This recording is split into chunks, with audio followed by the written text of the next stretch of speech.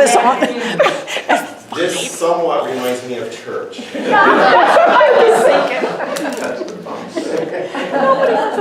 And I don't know if it's because the pastors always spit on people, or it's just a good place for the latecomers to come. Yeah. They're afraid to be the first one to put the money in the bucket.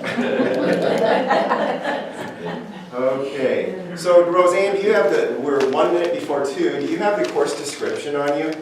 Because she wrote this beautiful description, and it just mesmerized me. It made me want to come to the class.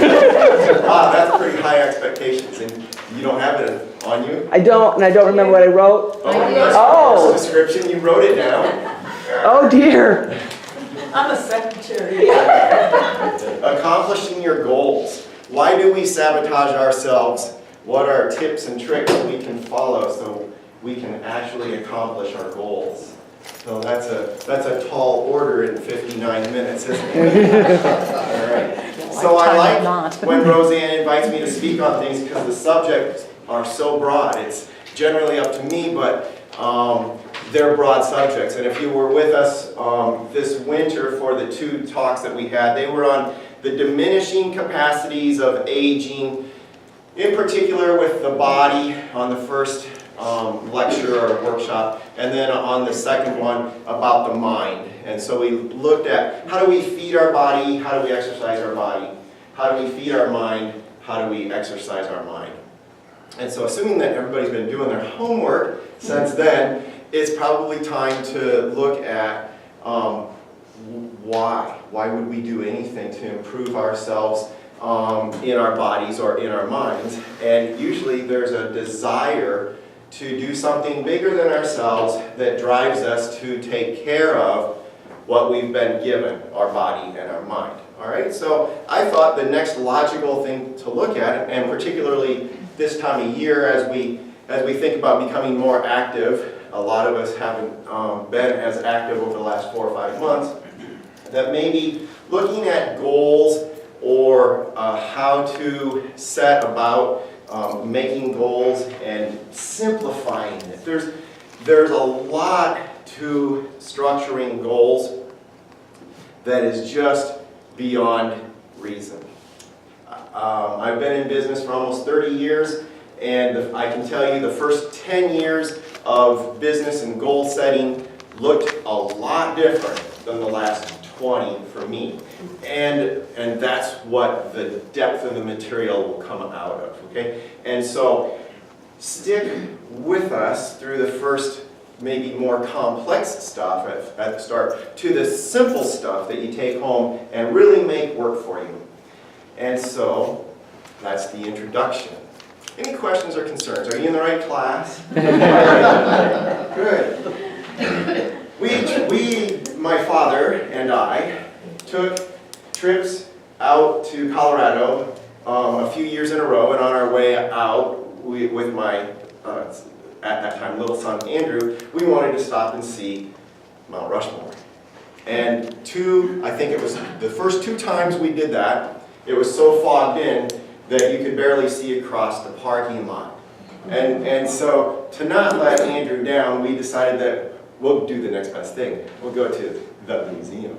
And so we went to the Gutzenborglum Museum and spent half of a day there. And as we're leaving, I see this little placard with his name on the bottom. And so he was the sculptor of Mount Rushmore and famous for a lot of sculptures in and around the government buildings of Washington, D.C.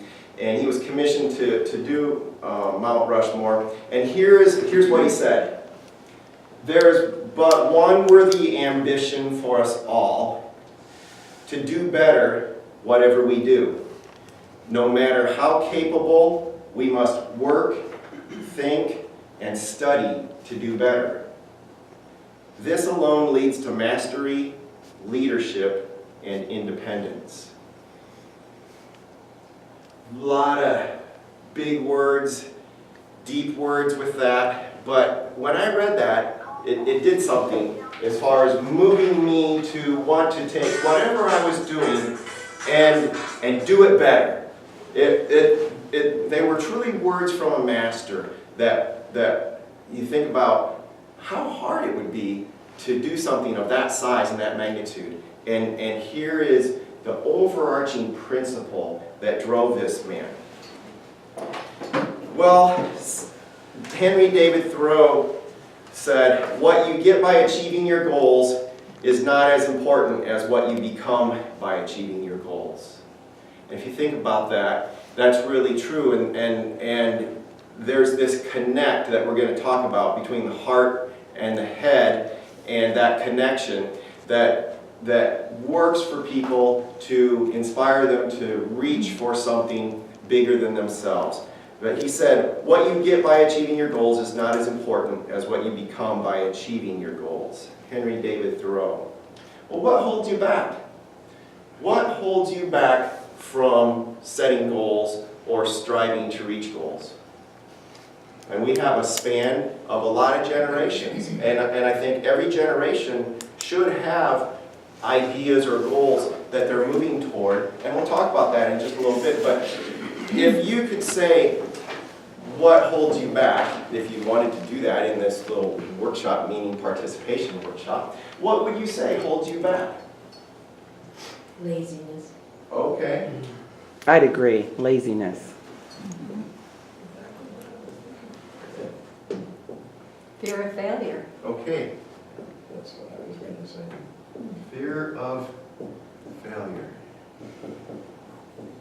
Do you remember Earl Nightingale and his radio shows? No? Okay.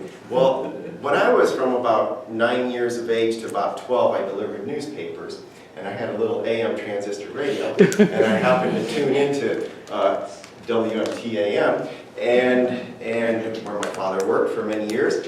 And Earl Nightingale used to review books and interview people who had accomplished a lot in life. And he would pull out, he'd extract their deepest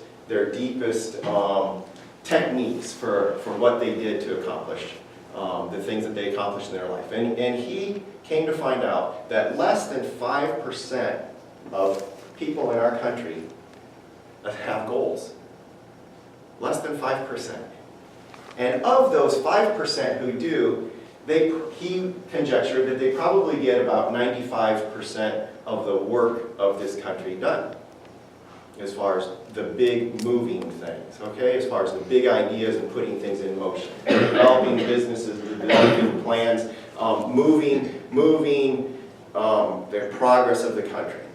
And so I think it's these two things that you brought up that probably is why 95% of people don't have goals or won't formulate goals.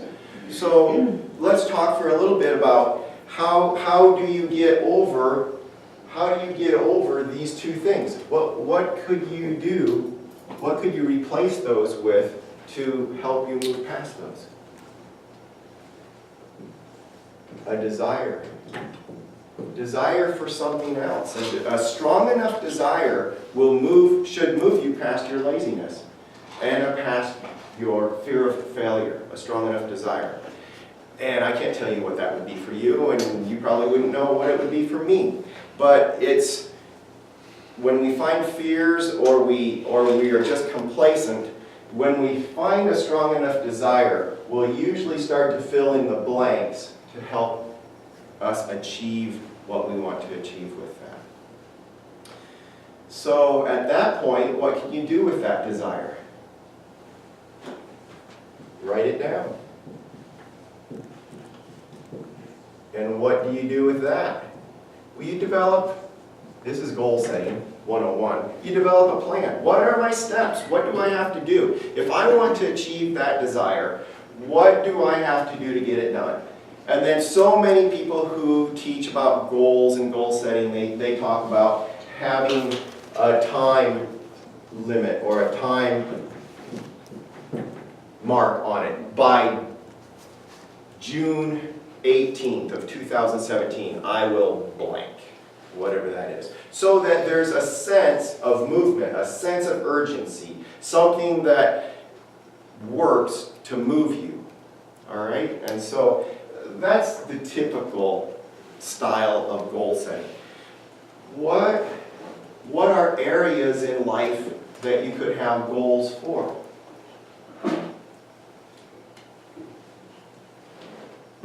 This is where participation grabs us, all right? Better health. Okay, so you could have physical or health goals.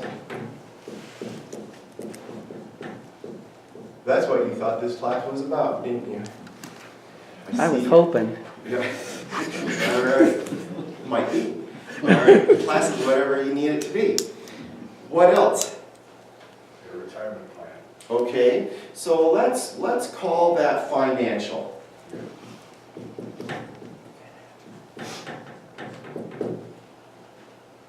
What else? What are some other? There's 8 of them, so we've got. Come on. You can do this.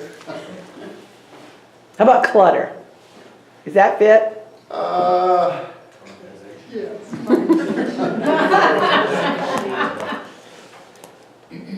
Roseanne wants clutter. I don't know where to put that clutter. Okay. So there will be